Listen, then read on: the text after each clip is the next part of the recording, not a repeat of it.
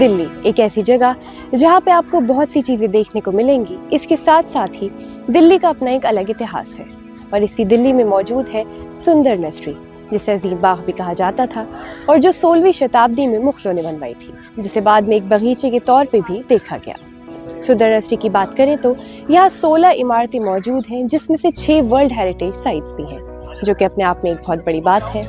यहाँ पे आपको ग्रीनरी मिलेगी और उसके साथ साथ यहाँ के इतिहास के बारे में जानने का भी मौका मिलेगा। इसी इतिहास के बारे में आज हमें बताएंगे हिस्टोरियन साकिब सलीम। वैसे तो आपने सुंदर नर्सरी में देखी ही होगी और इसके आज हम आपको सुंदर नर्सरी ही लेके आए हैं, लेकिन साथ साथ हम आपको ऐसी भी जगह दिखाएंगे जिसके बारे में लोगों को नहीं पता। तो चलिए लेकर चलते हैं आपको सुंदर नर्सरी।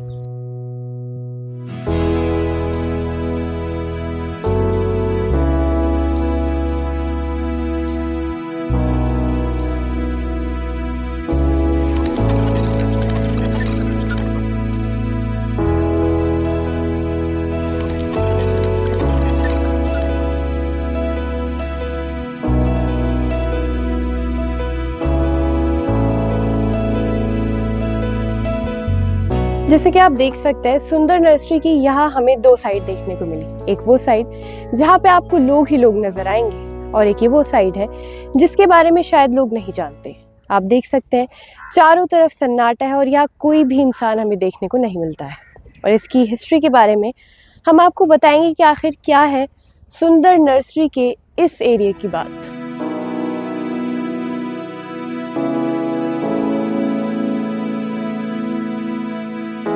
जैसे हम सुंदर नर्सरी में एंटर होते हैं तो हर कोने में हमें लोग नज़र आते हैं। कोई पिकनिक मना रहे होते हैं, कोई फ़ोटोज़ क्लिक कर रहे होते हैं, पर जब हम इस तरफ आते हैं तो यहाँ हम देख रहे हैं बहुत सुनसान सा है, मतलब ज़्यादा लोग नहीं है।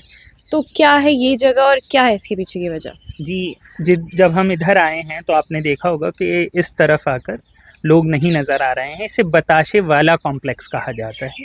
इसके अंदर कुछ पुराने मोनूमेंट्स हैं, बेसिकली 3 पुराने मोनूमेंट्स हैं जो मुग़ल एरा के हैं और ये ज़्यादा पुराने हैं क्योंकि ये जो आप हमारे पीछे देख रहे हैं ये मिर्ज़ा मुज़फ़्फ़र हुसैन का मकबरा है। मिर्ज़ा मुज़फ़्फ़र हुसैन जो थे वो हुमायूं के भाई मिर्ज़ा कामरान के नवासे थे और अकबर के दामाद भी थे।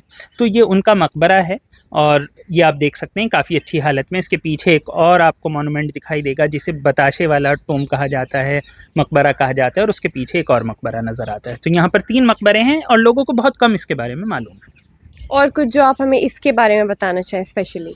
जी, सबसे पहली चीज़ तो ये कि ये काफ़ी पुराना है, 1603 में बना।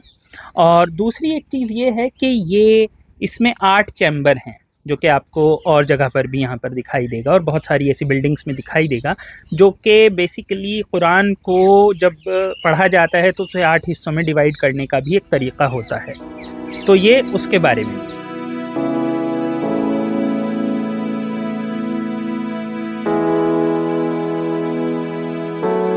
जैसे हम इस तरफ आए हैं और यहाँ पे बहुत सुनसान चीज़ें नज़र आई, तो आपने उसके मकबरे के बारे में तो हमें बताया, तो इस सामने जो मैं देख रही हूँ इसके बारे में बताइए, ये किसका मकबरा है और ये क्या है? जी, इसे मुग़ल मकबरा कहते हैं। यहाँ पर जो पत्थर लगा है उस पर भी लिखा हुआ आपने देखा, और ये इसी कॉम्प्लेक्स का हिस्सा है जिसमें बताशे वाला कॉम्प्लेक्स जिसे बोलते हैं, जिसमें मुज़फ़्फ़र हुसैन का भी मकबरा है। लेकिन एग्जैक्टली ये किसका मकबरा है इसके बारे में बहुत ज़्यादा तारीख़ ठीक से नहीं मिलती है, अलग अलग बातें कही जाती हैं। इसमें कई सारी अंदर कब्र हैं। कहा जाता है कि ये लगभग सन 1600 से 1700 के बीच ये तामीर हुए हैं, बल्कि 1600 क्या 1650 तक ही आप कह सकते हैं। तो ये लगभग उस दौर में इनका मतलब तामीर हुई है।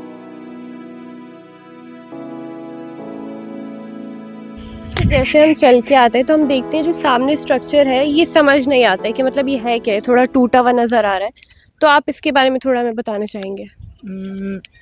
ये छोटा पताशे वाला टूम जिसकी वजह से पूरा का पूरा हम इस कॉम्प्लेक्स की हम बात कर रहे हैं, ये वो है। और आप देख रहे हैं कि काफ़ी हद तक टूट फूट गया है। और इसके बारे में ये चीज़ है कि इसका जो टूटना फूटना है वो इस पूरे इलाके का वो किस दौर में शुरू हुआ। तो अगर हम इस पूरे इलाके की बात करें तो इसकी ज़्यादातर चीज़ें इसलिए टूट फूट गई हैं क्योंकि लगभग सन 1950 में ये भारत स्काउट्स को ये पूरा इलाका दे दिया गया था और जिसके यहाँ पे कैंपिंग और चीज़ें होने की वजह से ये चीज़ें टूट फूट गई थी। 1989 में एएसआई ने वापस इस इलाके को अपने अंडर लिया, जिसके बाद ये चीज़ें वापस दुरुस्त होना शुरू हुई। सर जैसे सुंदर नर्सरी को अजीम बाग भी कहा जाता था, तो ये कब बना और कब ये आम लोगों के लिए इसे खोला गया? अगर हम इसकी आम लोगों की तारीख़ और वैसे बात करें तो ये 17वीं सदी में या 16वीं सदी में उस ज़माने में ये बना है। इसमें मुग़ल टाइम्स की ज़्यादातर आपको बिल्डिंग्स नज़र आती हैं और ये पूरा पार्क है और साथ में पूरा का पूरा एक और स्ट्रक्चर आपको नज़र आता है, पताशे वाला कॉम्प्लेक्स, तो वो भी इसी के साथ है। लेकिन ये आम लोगों के लिए जो खुला है वो अभी हाल ही में पिछले 30-40 बरस में खुला है, ठीक से अगर देखा जाए, और बहुत ठीक से कहा जाए तो वो उससे भी कम में खुला है आम लोगों के लिए। तो सर यहाँ पे कितनी इमारतें मौजूद होंगी? जैसे 2-3 तो हमने अभी देखी हैं, इसके अलावा और कितनी हैं यहाँ पे? यहाँ पर टोटल 16 इमारतें हैं, जिसमें से 6 इमारतें वर्ल्ड हेरिटेज साइट भी हैं, जो कि ख़ुद में एक मकाम होता है किसी भी बिल्डिंग के लिए। तो यहाँ पर इतनी इमारतें मौजूद हैं। सर कहा जाता है कि यहाँ पे जैसे हम देख रहे हैं ग्रीनरी बहुत है, क्या 80 तरीके के आपको बर्ड्स वगैरह की स्पीशीज़ देखने को मिलेंगे, तो ये सब चीज़ें कब यहाँ पे हुई स्टार्ट? असल में सबसे पहले आपको ये समझना पड़ेगा कि ये एक आम सी जगह थी सन 1949 तक। सन 1949 में पर्सी लेसी पैटरसन जो थे, मतलब एग्जैक्ट नाम मुझे थोड़ा सा जहन से निकल रहा है, तो उन्होंने ये इस जगह को एज अ नर्सरी डेवलप कराया था 1949 में। तो उसके बाद ये जगह एक नर्सरी के तौर पर डेवलप हुई, और ये नर्सरी उसके बाद डेवलप हुई तो दिल्ली की सेंट्रल नर्सरी, यानी कि जहाँ पर पेड़ पौधे उगाए जाते हैं, वो बनी। तो ये बन तो तभी गई थी, लेकिन 1950 में इसका एक बड़ा हिस्सा भारत स्काउट्स एंड गाइड्स को भी दे दिया गया था। 1989 में इन चीज़ों को एएसआई ने सोचा कि वो डेवलप करेगी। उसके बाद 2010 के साथ में एक एमओयू साइन हुआ आगा खान फाउंडेशन के साथ मिलकर, फिर चीज़ें हुई और धीरे धीरे इसके कुछ हिस्से 2016 कुछ 2018 में धीरे धीरे लोगों के लिए खुले। तो जैसे 2018 में इसे दुनिया की 10 घूमने वाली जगहों में गिना गया, तो उसके बारे में आप कुछ हमें बताइए। ये आपको घूमकर ही पता चल जाएगा। इतनी सारी वर्ल्ड हेरिटेज साइट्स इतनी कम जगह में आमतौर पर कहीं नहीं होती है। दूसरा, इतने सारे फ्लोरा एंड फौना, यानी कि पेड़ पौधे और पंछी, ये एक साथ आमतौर पर नहीं देखने को मिलते हैं, तो जाहिर सी बात है इसका नाम दुनिया की ऐसी साइट्स में है। सर जैसे हम देख रहे हैं हमारे सामने सुंदर महल, सुंदर बुर्ज है, तो इसके बारे में कुछ बताइए।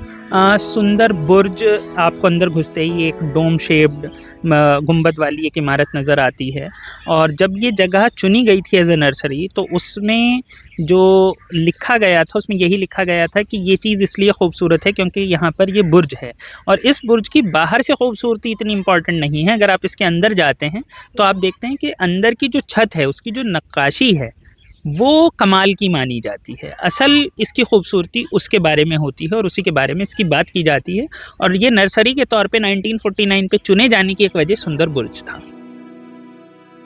आज हम आपको लेके आए थे सुंदर नर्सरी, जिसके इतिहास के बारे आज हमने जाना। ये सुंदर नर्सरी एक खूबसूरत जगह है जहां आपको ज़रूर आना चाहिए। ऐसे और भी वीडियोस के लिए आप देखते रहिए हर हफ्ते धरोहर।